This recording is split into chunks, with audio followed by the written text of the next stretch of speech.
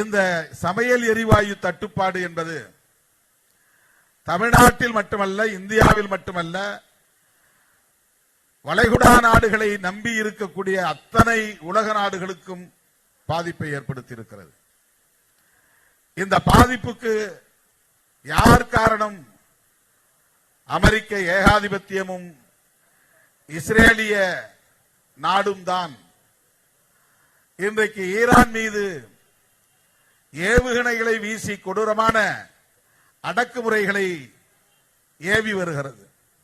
அந்த நாட்டின் உச்ச தலைவர் காமினி அவர்கள் படுகொலை செய்யப்பட்டிருக்கிறார்.